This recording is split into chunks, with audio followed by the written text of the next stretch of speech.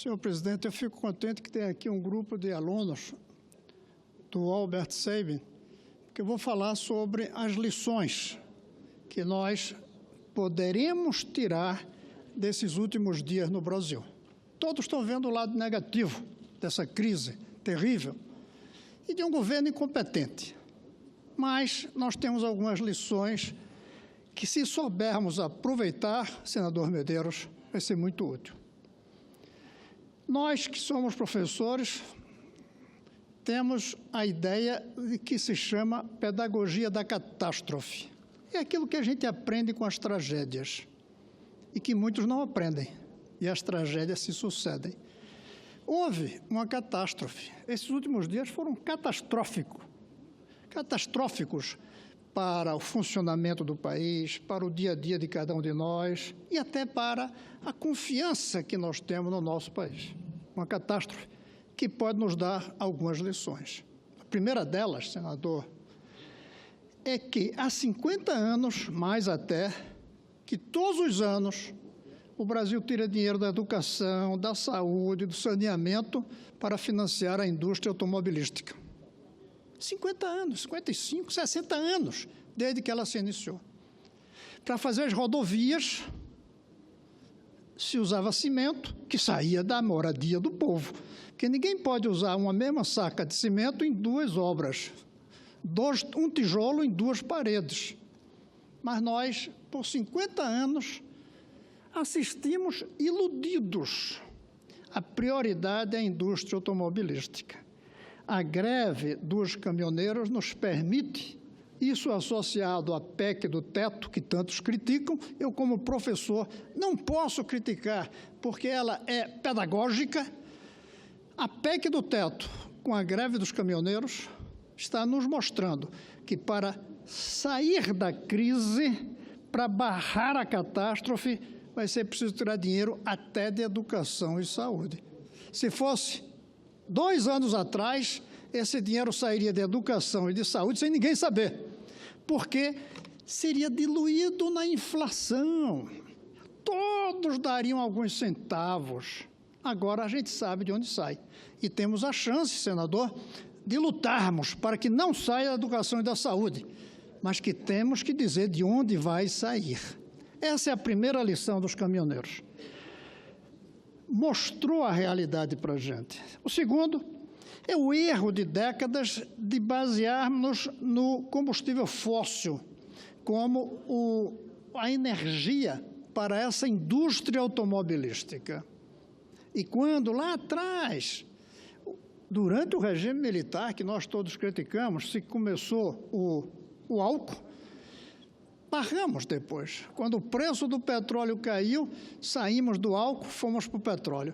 Agora o petróleo sobe, a gente quer que o subsídio compense, em vez de investir mais ainda no álcool e no carro elétrico, que já tem tantos lugares sendo adotado, e um projeto aqui do senador Telmário dá o prazo até 2060 para que não se fabrique mais nenhum carro que não seja por álcool ou elétrico. A segunda lição é que nós erramos na matriz energética depois de termos errado na matriz do transporte, o transporte rodoviário e combustível fóssil. O terceiro, que temos que refletir, sem preconceitos, é o monopólio dado à Petrobras. Temos que refletir sobre isso. O interesse nosso aqui deve ser a nação. Mas a nação é atendida com monopólio ou com uma disputa de preços entre empresas, inclusive a estatal. Não estou propondo privatização, eu estou propondo desprivilegiação da estatal. Está na hora de discutirmos isso. O quarto erro foi, sim, eu reconheço, o equívoco e a incompetência até do reajuste diário. Eu tenho o maior respeito, hoje em dia ninguém fala bem. Eu tenho respeito por esse senhor Pedro Parente, mas foi um equívoco o reajuste diário. Qualquer dono de padaria não reajusta o pão todo dia, mesmo que o trigo seja importado e o dólar seja valorizado.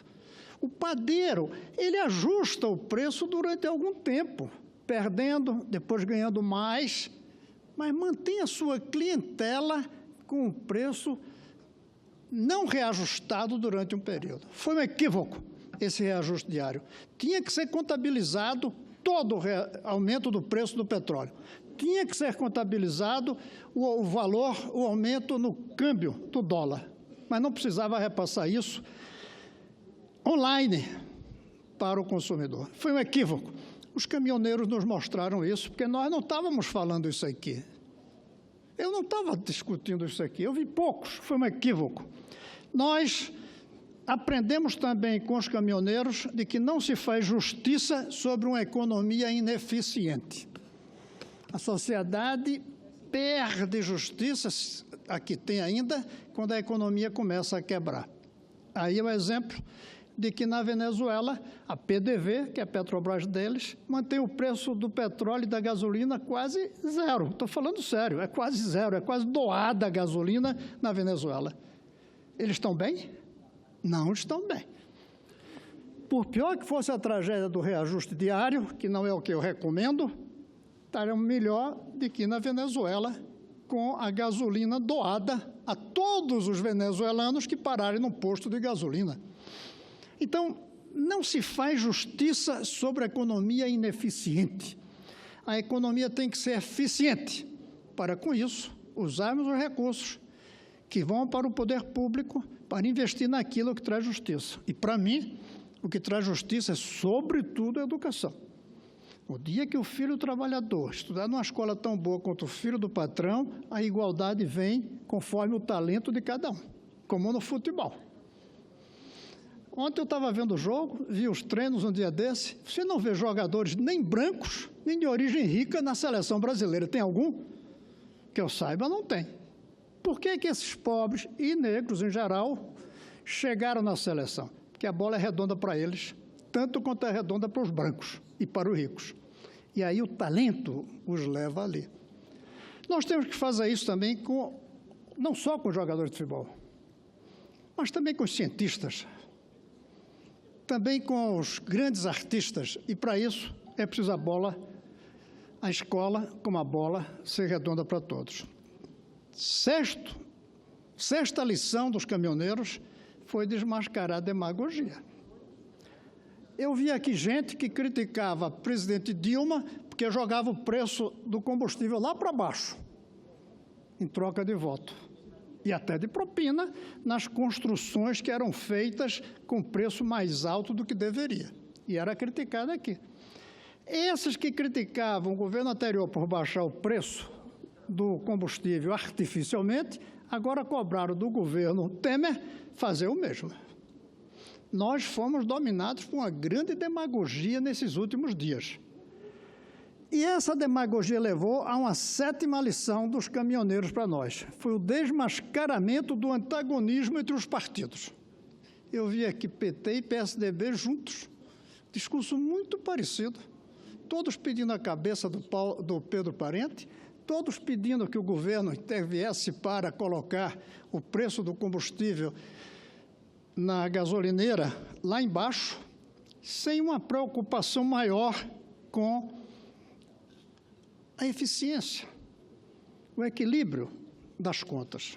A 8ª lição, essa aí é a que todo mundo percebe mais, foi uma incompetência grande do governo que está aí.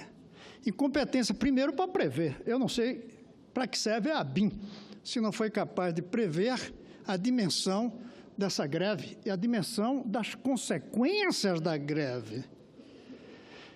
E incapaz de encontrar uma solução rápida e fácil. Essa solução, se houvesse uma boa previsibilidade, essa solução já devia estar pronta antes da greve começar. A greve começou, trazia aqui os líderes e já dava a solução.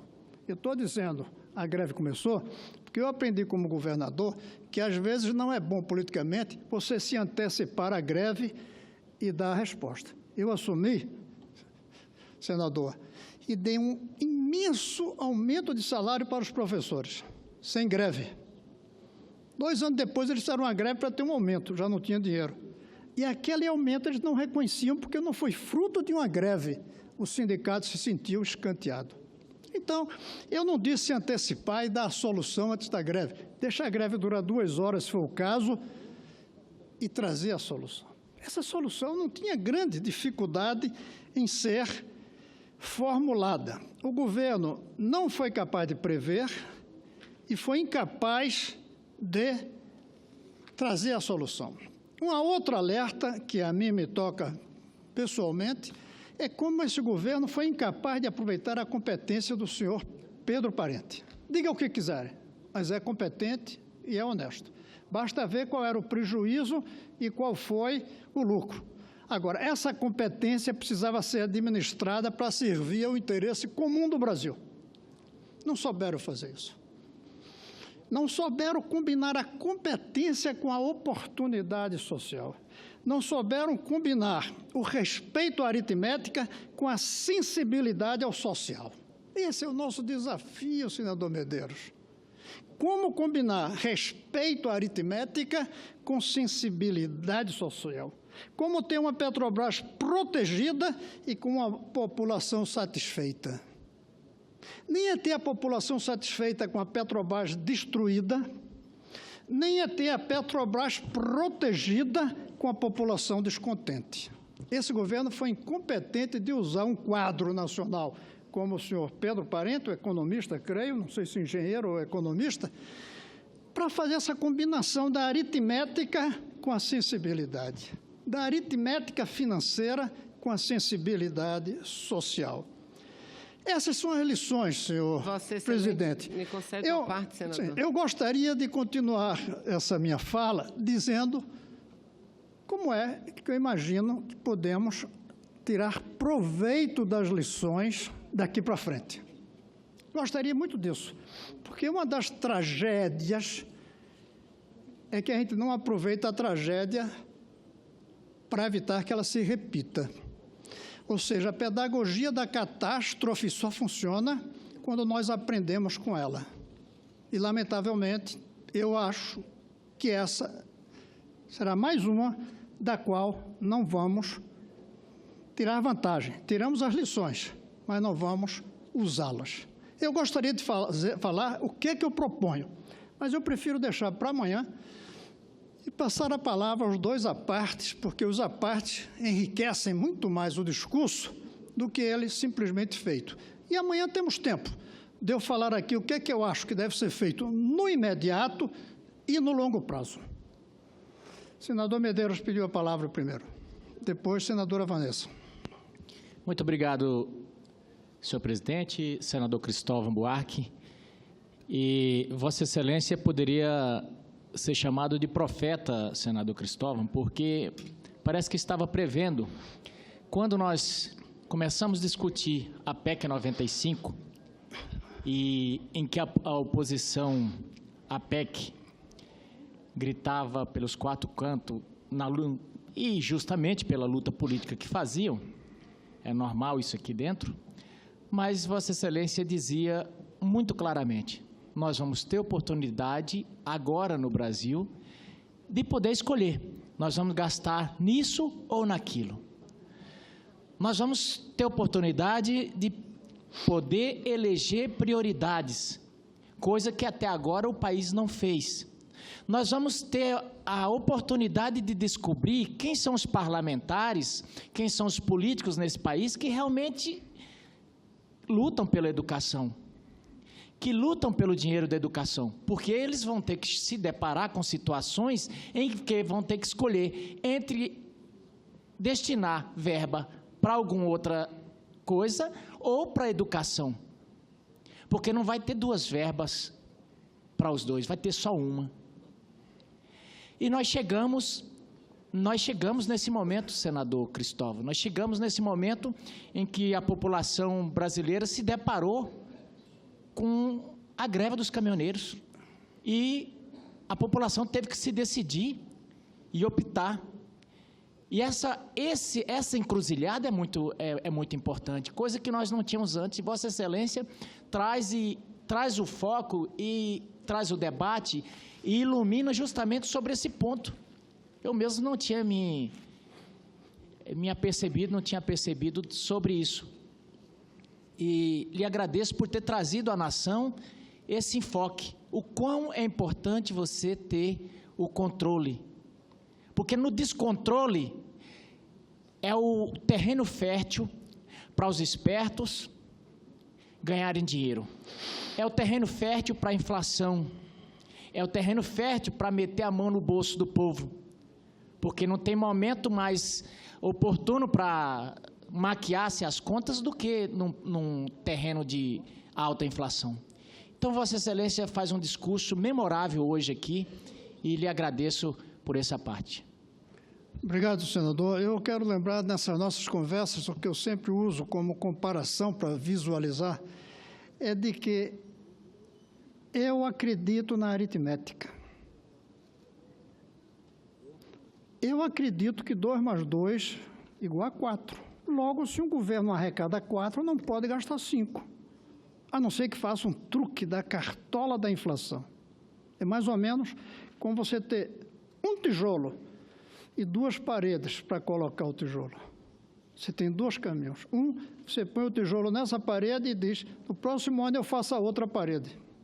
A outra é, pega esse tijolo, dissolve na água, faz um tijolinho anêmico, 2, e põe um em cada parede. As 2 caem. O nome disso é inflação. E eu acho que a inflação é a pior de todas as formas de corrupção. Não enriquece uma pessoa que pega propina, mas rouba de todos.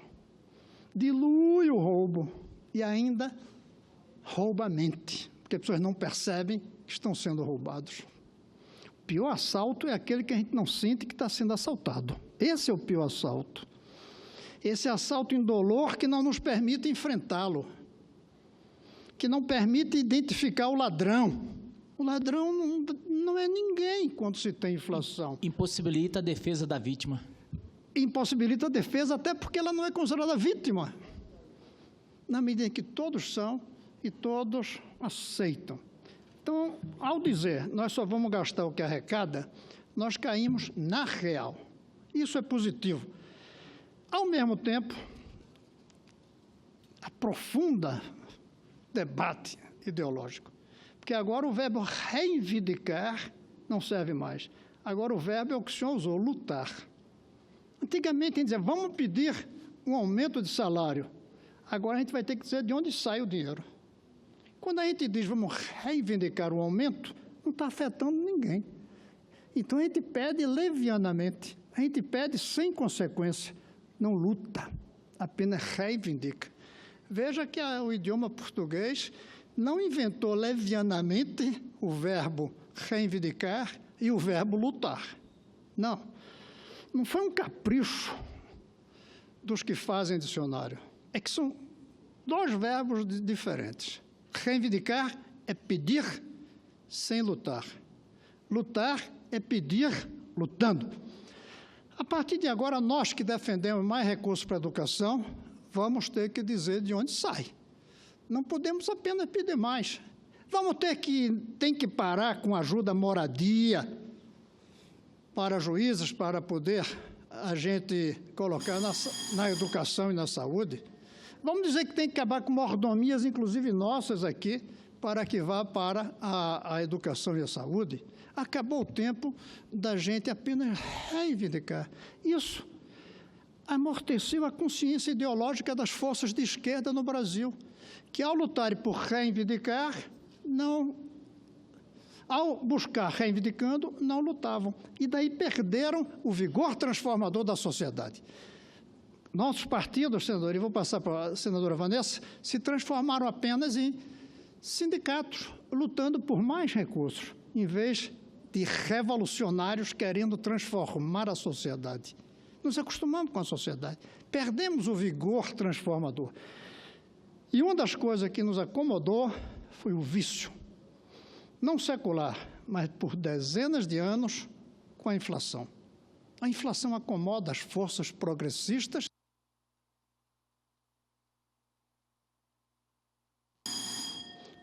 que passam apenas a reivindicar maior participação no bolo, no PIB, e não uma transformação social, inclusive nas características do produto interno bruto. Por exemplo, menos carros e mais trens. Menos combustível fóssil e mais combustível elétrico. Então, é nesse sentido, e aqui elétrico com base solar, uma homenagem ao nosso senador aqui, que é o grande baluarte da energia solar.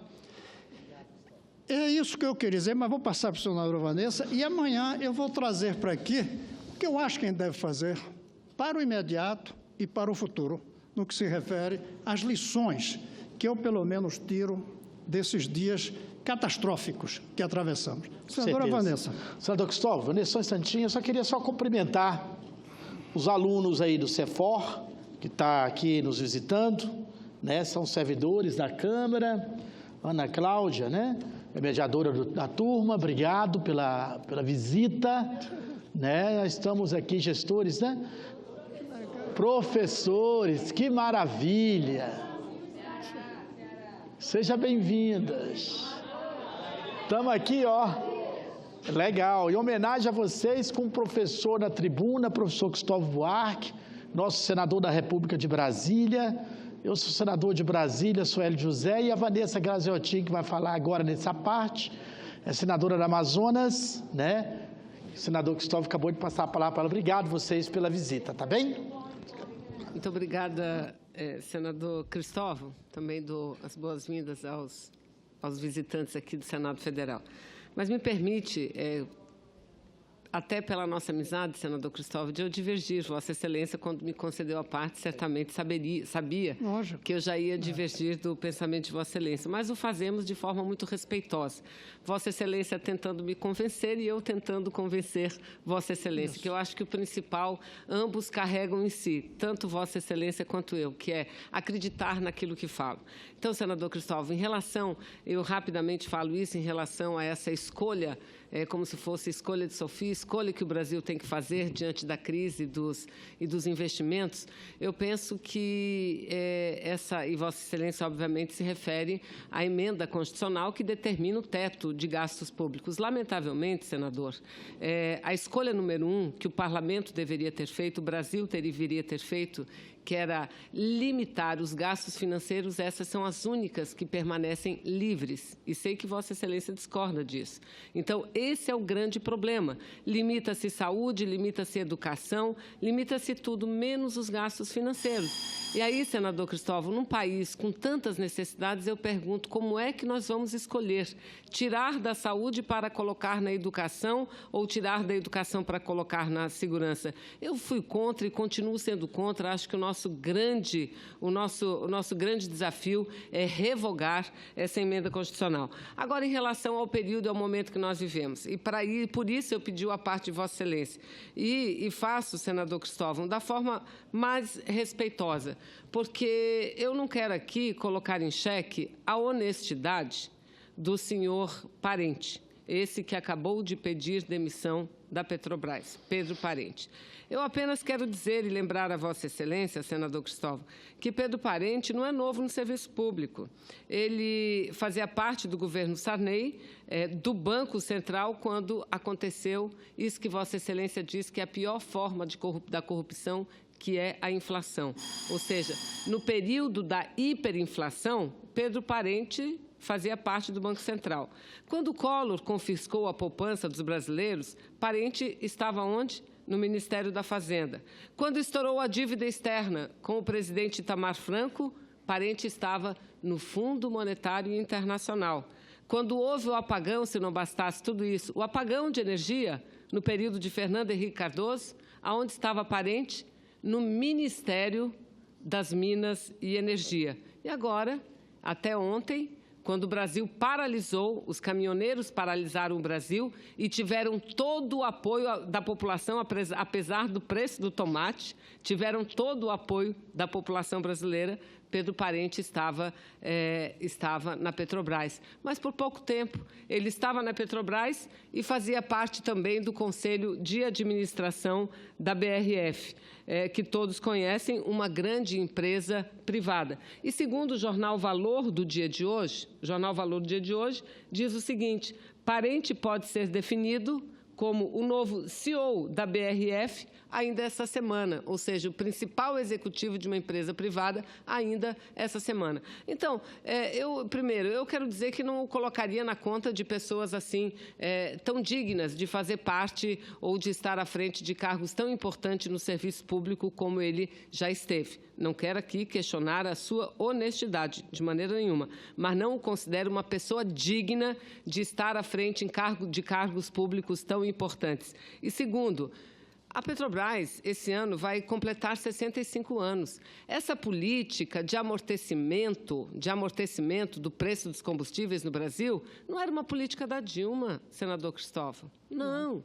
É uma política que vigora no Brasil há mais de 50 anos. Eu não tenho a experiência de Vossa Excelência, mas eu nunca vi na minha vida a gasolina aumentar todo dia. Somente no período de Michel Temer foram 229 aumentos. Mas, senador, eu faço a parte apenas para provocar o debate, porque, como Vossa Excelência, eu ocuparei a tribuna, mas voltarei amanhã também para falar sobre o assunto. Mas pedir de Vossa Excelência um apoio. Nós temos uma comissão parlamentar de inquérito com assinaturas suficientes para discutir e trabalhar a política de preços da Petrobras. É uma CPI diferente de outras. É uma CPI de 30 dias. Uma CPI que tem o objetivo de fazer uma análise técnica para parar com aquela história de dizer a Petrobras suporta ou a Petrobras não suporta. Vamos botar os números à mesa, porque quem toma a decisão somos nós. Quem toma decisões é o Parlamento brasileiro, e o Parlamento brasileiro tem que ter acesso, sim, a informações, mesmo que sejam sigilosas, mesmo que sejam protegidas pelo mercado, porque sem essas informações, nós não podemos tomar decisão. Então, senador, eu peço muito seu apoio para que a gente não deixe acontecer com essa CPI o que aconteceu com a CPI que o senador que nos dirige, o senador Hélio José, coletou as assinaturas. Até hoje a CPI da Eletrobras não foi instalada. Essa não. Essa tem caráter de urgência urgentíssimo. Então, minha parte tem como principal objetivo pedir seu apoio, senador Cristóvão, para que a gente possa instalar essa CPI e ajudar o Brasil a encontrar os caminhos para tirá-lo desse buraco absoluto. Porque depois da greve dos caminhoneiros, o que é que nós vimos? No último sábado, aumentou de novo a gasolina. De novo aumentou a gasolina. Não é possível que isso continue. Obrigada, senador. Senadora Vanessa, eu que agradeço e peço alguns segundos a mais, senador Hélio, até porque eu vou falar da nossa Comissão do Futuro, para responder à senadora Vanessa. Primeiro, eu não conheço o currículo do Pedro Parente, como a senhora leu aí. Não conheço. Confesso que eu não conheço. Do apagão, eu me lembro que foram atrás dele na hora que foi preciso. Ele e o nosso ex-colega aqui, José Jorge. Aconteceu um apagão e eles foram lá tentar resolver. Agora, o que eu falei aqui foi que nós não soubemos, o Brasil, esse governo do Temer, aproveitar a competência de alguém que conhece bem e zela pela aritmética financeira ao ponto de transformar um prejuízo em lucro. Não soube aproveitar isso com a sensibilidade social que o governo deve ter. Para fazer o quê?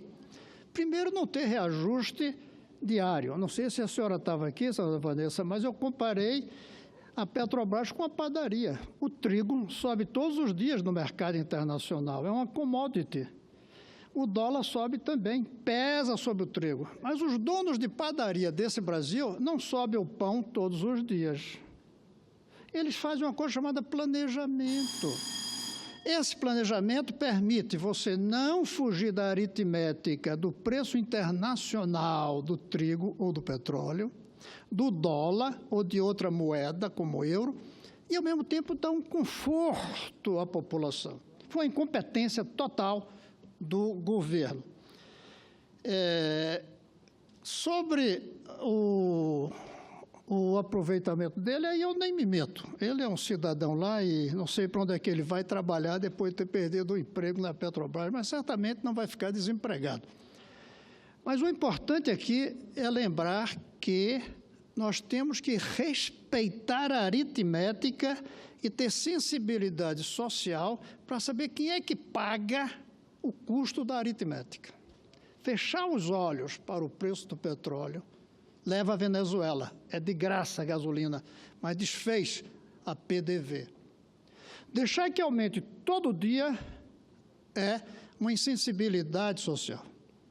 Pior é não perceber que tem que ter uma estratégia de médio e longo prazo para substituir cada vez mais o transporte privado pelo automóvel combustível fóssil por transporte público com fontes de energia elétrica, de preferência solar, como defende o senador Hélio. Sobre a CPI, eu acho que eu devo ter assinado essa CPI, senadora. Se não assinei, foi alguma falha de quem está recolhendo as assinaturas. Não só assinarei, como defenderei. E mais que isso, acabo de combinar com o senador Hélio, antes de subir aqui, para um debate na comissão que ele preside, a Comissão do Futuro, com todos os proprietários de transporte individual público, leia-se 99, Uber e táxi, para discutirmos o preço da gasolina no Brasil. Não podemos fugir de debater isso.